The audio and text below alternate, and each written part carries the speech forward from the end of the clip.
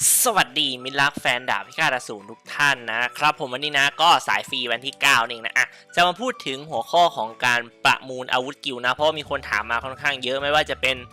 เวลาการประมูลนะแล้วก็ปั้นอาวุธกิลชิ้นไหนดีแล้วก็ต่างๆที่เกี่ยวกับกิลนะแล้วก็มีอันนึงคือประมูลของกิลเหมือนกันแต่ว่าจะเป็นทางด้านของหิน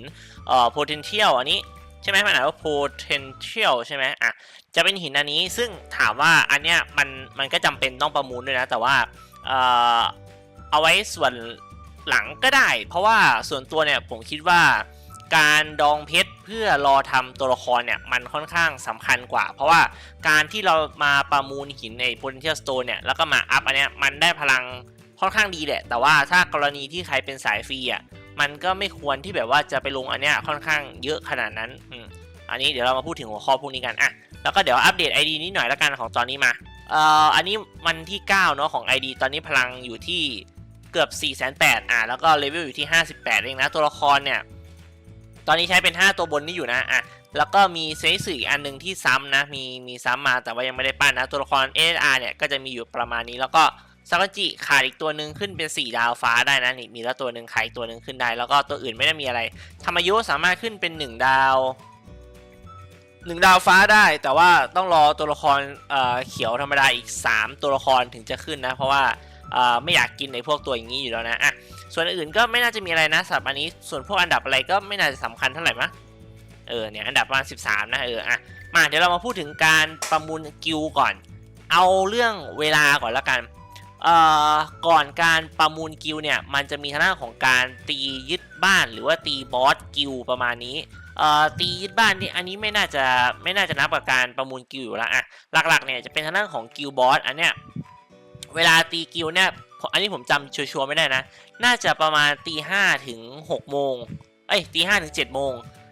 น่าจะประมาณนั้นนะก็คือเวลาตีบอสกิลเนี่ยก็คือตี 5ถึง7 โมงบ้านเราแล้วก็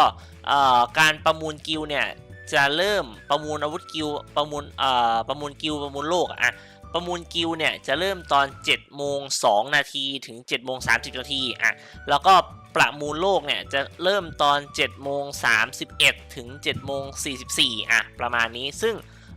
อันเนี้ยผมไม่แน่ใจนะว่าการที่เราตีบอสกิลเนี่ยได้กันเยอะเนี่ยมันน่าจะมีผลต่อ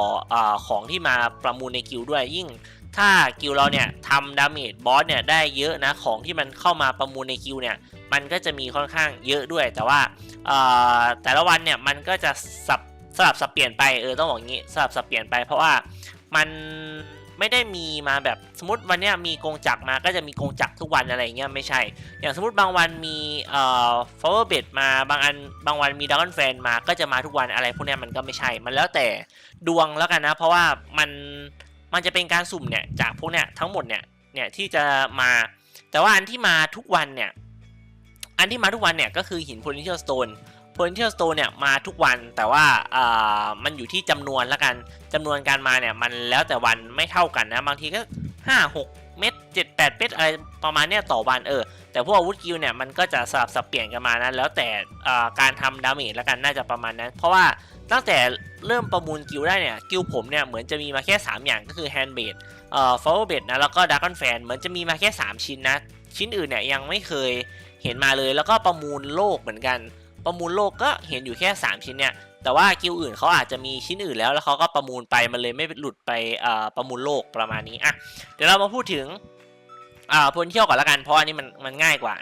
ซึ่งหิน potential stone เนี่ยการอัพอาวุธ1อันเนี่ยมันจะอัพได้ถึงเลเวล10ซึ่งอัพตั้งแต่0ถึง10เนี่ยผมจำไม่ได้ว่ามันต้องใช้15ถึง20 เม็ดประมาณนั้น15ถึง20 เม็ดต่ออาวุธ1ชิ้นซึ่ง1ตัวละครเนี่ยมันมี4ชิ้นก็เอาคูณไปเบ็ดเสร็จเลยเนี่ยขั้นสูงสุดเลยนะก็คือ80 เม็ดต่อ1ตัวละครก็เอา80 เม็ดไปคูณกับราคาขั้นต่ำมันคือ500เพชรก็80ไปคูณ500นั่นคือ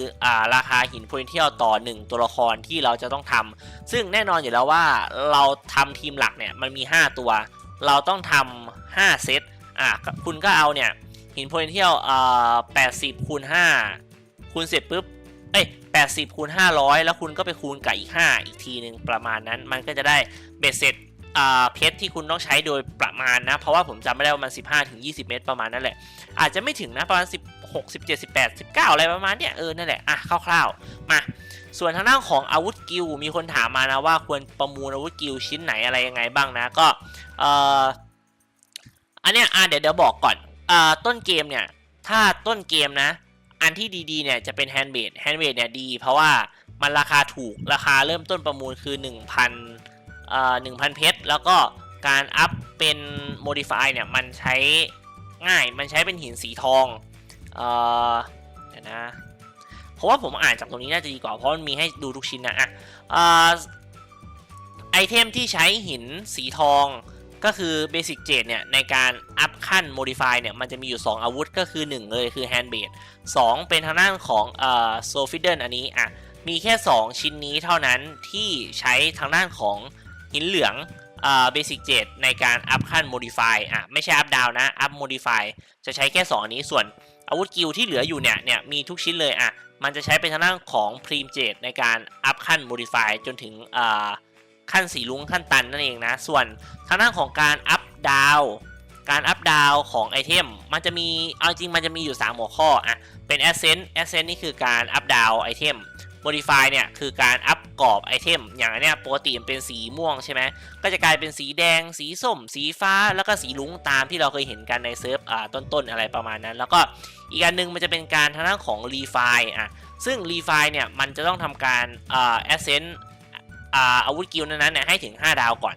อย่างพัดเนี่ยต้องทำให้ถึง5ดาวก่อนปุ๊บมันจะสามารถรีไฟล์ได้อีกบวก5แต่ว่าการรีไฟล์เนี่ยมันก็ทำค่อนข้างยากเพราะว่ามันต้องใช้หินพิมพ์เจดหรือว่าเบสิกเจดของไอเทมนั้นๆด้วยมาเดี๋ยวเรามาดูอีกอันนึงก็คือการ Ascent เมื่อกี้ผมพูดข้ามนะพูดไปทางด้านของ Modify ก่อนซึ่งเดี๋ยวเรามากลับมา Ascent ก่อน Ascent เนี่ยอาวุธกิลเนี่ยแฮนด์เบดใช้ 1,000 เพชรต่อ1ชิ้นอันนี้คือราคาเบสิกนะแล้วก็ดราก้อนแฟน 1,400 เพชรต่อ1ชิ้นอันนี้คือราคาถูกสุดส่วนชิ้นที่เหลือเนี่ยคือชิ้นละ 3,000 เพชรหมดเลยผมจำอีคิปไม่ได้ว่าอีคิปมัน 3,000 หรือ 4,500 เริ่มต้นอะไรประมาณเนี้ยผมจำอีคิปไม่ได้นะนี่ขออภัยด้วยแต่ว่าหลักๆชิ้นอื่นเนี่ยมันประมาณ 3,000 เพชรต่อ1ชิ้นแล้วก็การอัพเนี่ยอัพดาวAscent เนี่ยมันจะต้องใช้เลเวลด้วยซึ่งไอเลเวลเนี่ยผมไม่รู้ว่าแต่ละดาวมันใช้เท่าไหร่เพราะว่าตอนมันเข้ามาของไอดีหลักผมเนี่ยไอดีหลักผมสามารถทำได้จนถึง5ดาวเลยเพราะว่าเลเวลตอนนั้นมันตันแล้วเลเวลตอนนั้นน่าจะสัก200กว่าอะไรประมาณนั้นมันคือเลเวลตันของการทำ5ดาวไปแล้วก็เลยไม่สามารถรู้ได้ว่าการทำแต่ละเลเวลเนี่ยมันการทำแต่ละดาวมันใช้เลเวลเท่าไหร่บ้างมาเดี๋ยวเรามาดูการ Ascent ก่อนการ Ascent เนี่ยมีทั้งหมด5ระดับก็คือ5ดาวด้วยกัน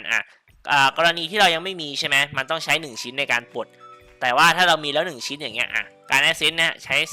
2ถ้าจำไม่ผิดนะ2 2 3 3 3หรือไม่ก็2 2 2 3 3อะไรประมาณเนี้ย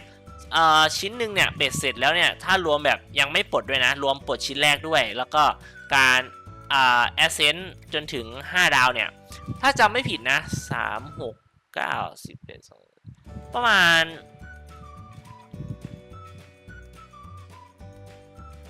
ณเกือบ15ชิ้นนะน่าจะประมาณเกือบ15ชิ้นชิ้นของอาวุธนั้นในการทำจนถึง5ดาวอย่างสมมติดราก้อนแฟนเนี่ยก็น่าจะประมาณสัก15ชิ้นคือมันใช้เท่ากันทุกอันนะไม่ว่าจะเป็นแฮนด์เบดไม่ว่าจะเป็นฟินิกโบไม่ว่าจะเป็นอีคิปมันใช้จำนวนไอเทมเท่ากันแต่ว่าผมจำไอเทมไม่ได้ว่ามันกี่ชิ้นแต่ว่าน่าจะประมาณหลัก10ประมาณหลัก10ขึ้นไปนะในการAscent Itemส่วนทางด้านของการ Modify เนี่ยมันจะใช้เป็นทางด้านของพิมพ์เจดซึ่งถ้าผมจำไม่ผิดอันเนี้ย2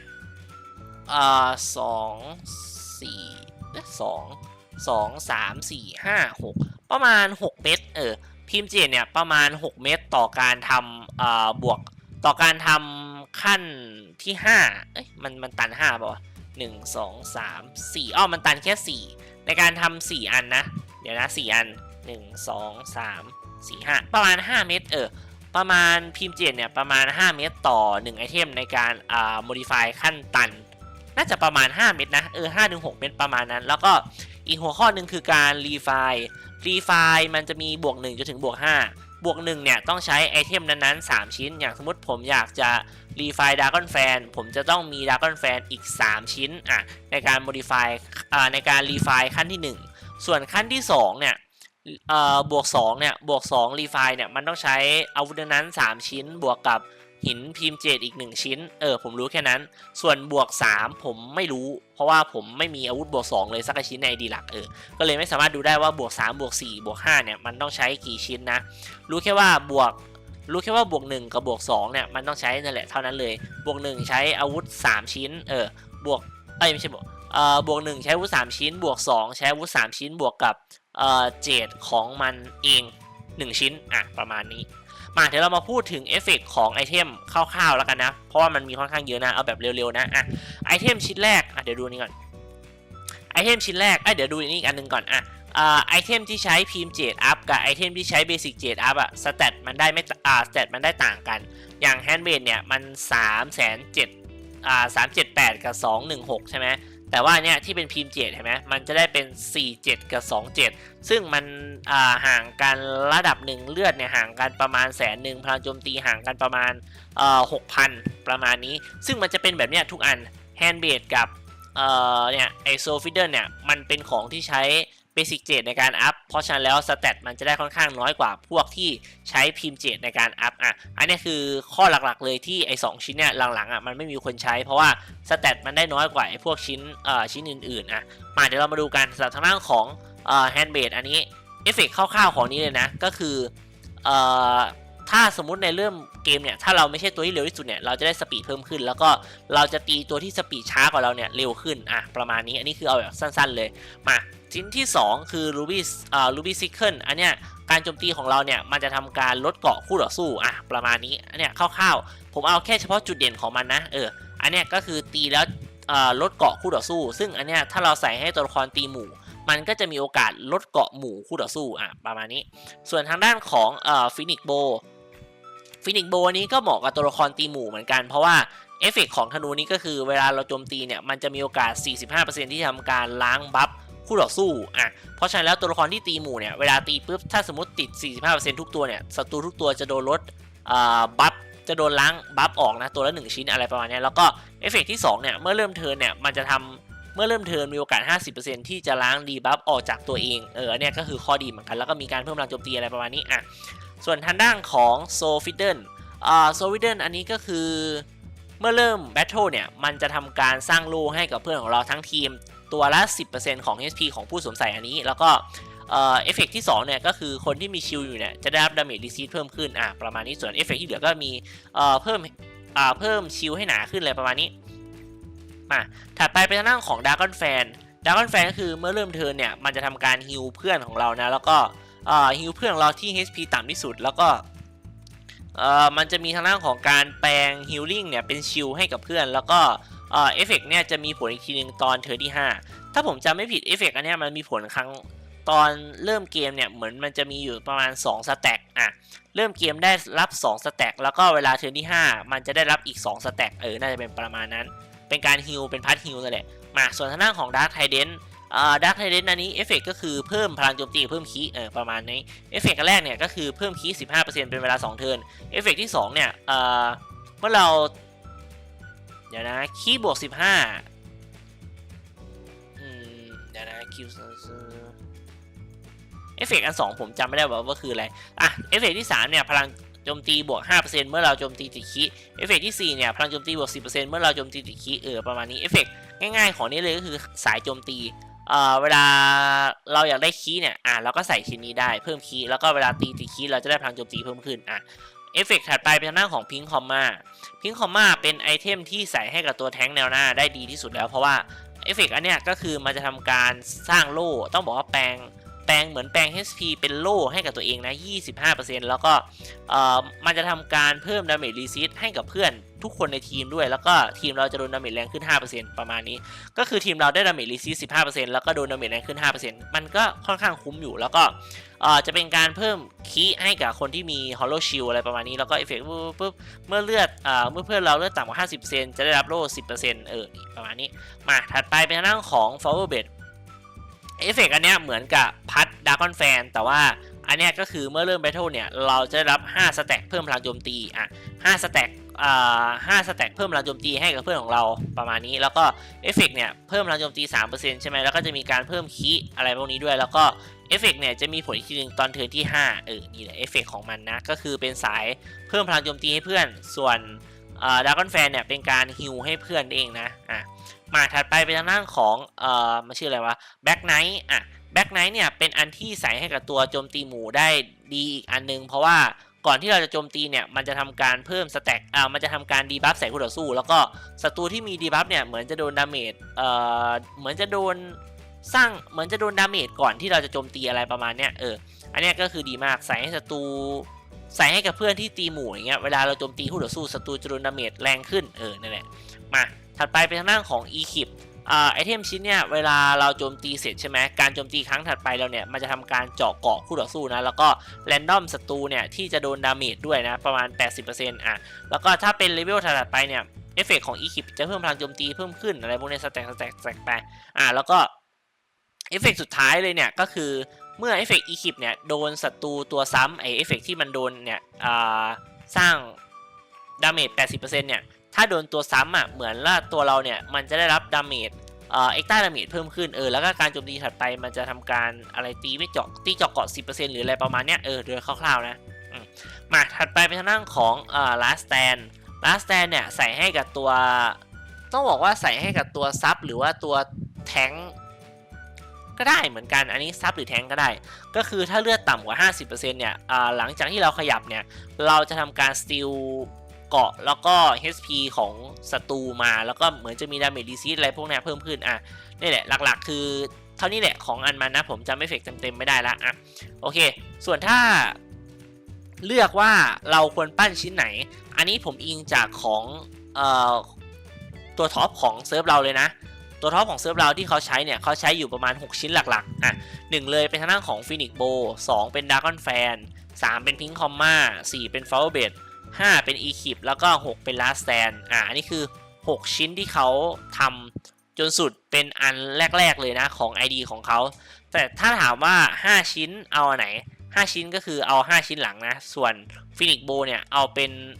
ทางเลือกสุดท้ายแล้วกันในการทำนะหลักๆคือทำ5ชิ้นอันนี้ก่อนให้ได้แม็กที่สุดก่อนประมาณนี้ส่วนหิน potential พูดไปแล้วนั้นพูดไปหมดแล้วเวลาประมูลกิลนี่ผมพูดไปแล้วนะแต่ว่าเดี๋ยวพูดอีกทีแล้วกันเผื่อคนข้ามนะตีบอสกิลตอนน่าจะตี 5 ถึง 7 โมงแล้วก็ประมูลกิลตอน 7 โมง 1 นาที7 โมง 2 นาทีจนถึง 7 โมง 30 นาทีแล้วก็ประมูลโลกตอน 7 โมง 31 นาทีจนถึง 7 โมง 44 นาทีส่วนเทคนิคในการประมูลให้ชนะนะบิดตอนเหลือ 2-3 วิ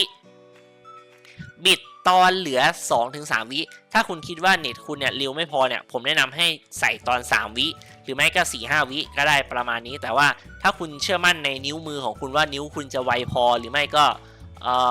เน็ตคุณจะไวพอเนี่ยผมแนะนำให้ใส่ตอน 2-3 วิในการประมูลมันจะเป็นการบิดแซงหน้าคู่ต่อสู้แล้วก็คู่ต่อสู้เนี่ยมันจะบิดไม่ทันตอนจังหวะนั้นสมมติคุณใส่ตอน2 วิอย่างเงี้ยคุณกด2 วิใช่ไหมคุณกดปุ่มแรกปั๊บมันเหลือ1 วิคุณกดอีกปุ่มนึงปั๊บมันก็กลายเป็นว่าคุณบิดชนะแล้วคู่ต่อสู้มันจะเหลือเวลาอีกแค่ประมาณวินึงมันก็ประมูลไม่ทันอยู่ดีนั่นแหละประมาณนั้นโอเคคลิปวันนี้เอาเป็นเพียงประมาณนี้แล้วกันนะครับผมสำหรับทางด้านของการประมูลไอ้พวกอาวุธกิลต่างๆนะก็ใครดูมาถึงตอนนี้ฝากกดไลค์กดซับเป็นกำลังใจด้วยนะครับผมใครว่างก็สามารถดูคลิปเก่าๆได้เดี๋ยวแปะคลิปด้านซ้ายเพจด้านขวาแล้วกันนะก็ไว้เจอกันใหม่คลิปหน้าครับบ๊ายบาย